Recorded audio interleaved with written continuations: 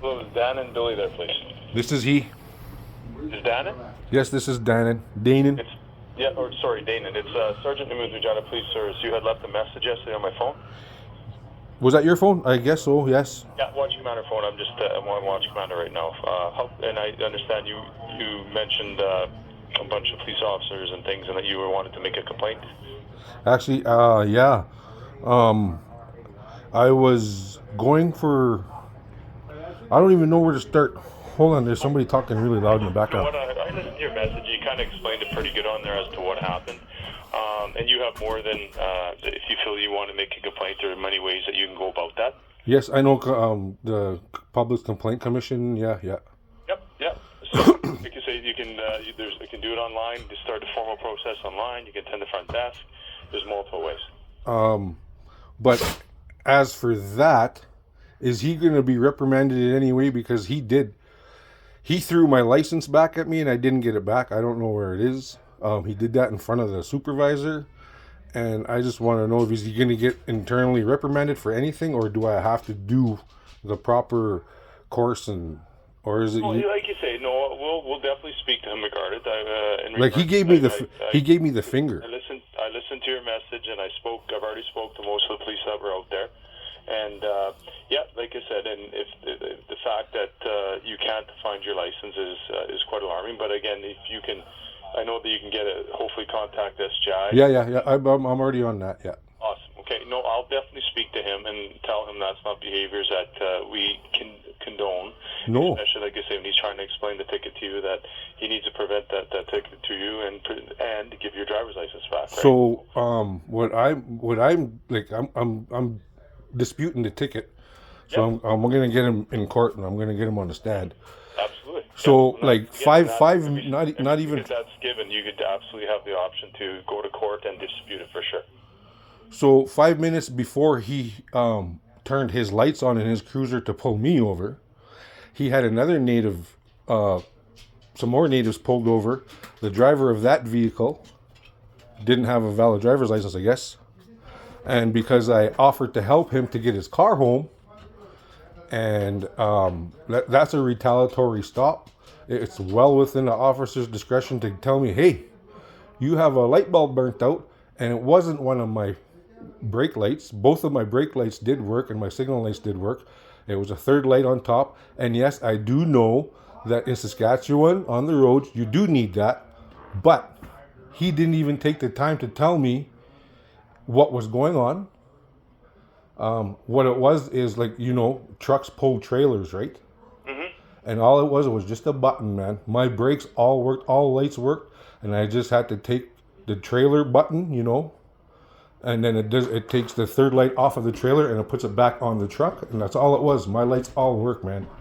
It was a retaliatory stop because I was telling the native family in the other car of their rights, because the cops that pulled him over, Saketh Katragadda, I think that's his name, Saketh. Yeah, I know. Yeah, I know which officer said. Saketh Katragadda. Yeah, he was like trying to get in the back doors of the car before, like they were trying to get in the car, and I just told him, hey, you guys don't need to talk to the passengers because the passengers don't need to speak to them. Just the driver does. And that's the rules and that's the law. And because I told that to those people and I was willing to help them, he retaliates and pulls me over, yells at me, calls me a racial slur. I got under his skin. You damn rights I got under his skin. Because he deserved it. He deserved every bit of hate that I had for him. He was being racist. You can tell. All of his colleagues were in on it. You guys are trained to back the blue, back your partners up.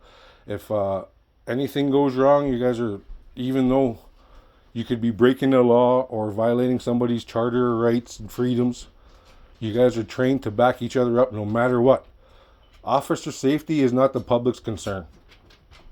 The officer safety is officers' concerns. And you guys, when you guys get mad at the public because we know our rights, and then you like retaliate, like he said my truck was loud. I just took it to SGI this morning. I got it, like all my lights work. My truck isn't loud. I can bring it by the precinct right now. He said excessive noise from the exhaust.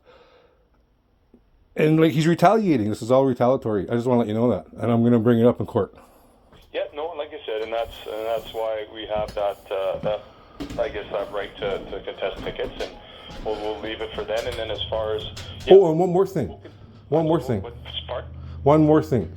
Yep. He was in a bike accident there last year at 140 kilometers an hour. He got thrown off of his motorbike. Okay, who was that?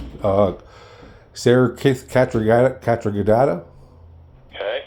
Yeah, he was riding his motorbike in a ride for PTSD awareness.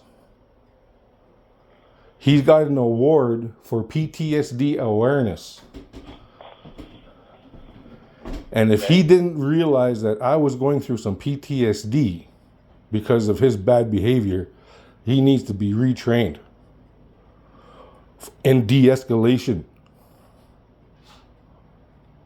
Okay, yeah, you know what, like I said, I've spoken with him already once, and I will definitely be speaking with him again today. And he was racially motivated by his racial slur that he spit at me when he was driving away, giving me the finger in front of the supervisor. Okay, and I spoke to that supervisor, and yeah, I'll definitely... And I know the supervisor said, "Oh, I didn't see nothing," because he did it while he was driving away. He was inside his car driving away. When he got to my window, my driver's window, he gave me the finger and he called me a greasy Indian. An effing greasy Indian, but he used the real word. Okay, that's not acceptable. No, it's not acceptable. And I jumped out. I jumped out right after that. If those other cars got cameras, look at them. I jumped out right after that. I walked up to the supervisor and I told her, "Did you hear that? That guy just gave me the finger." She nodded her head.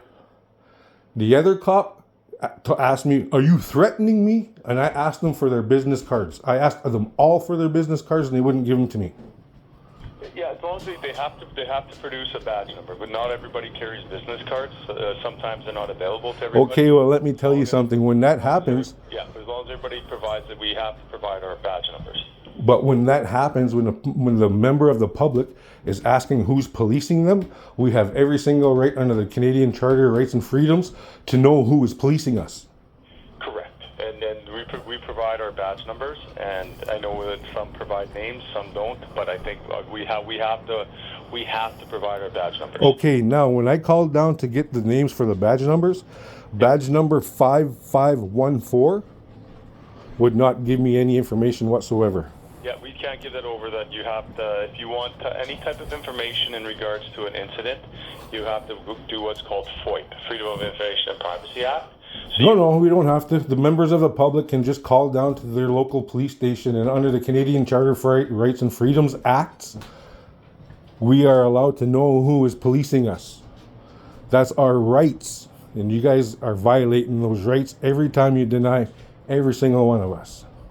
yeah, and like I said, we do provide our badge numbers, and there is a formal process to get that information in regards to who's behind those badge numbers. Okay, well, I'm circumventing the system because I found out who Constable Katragadda.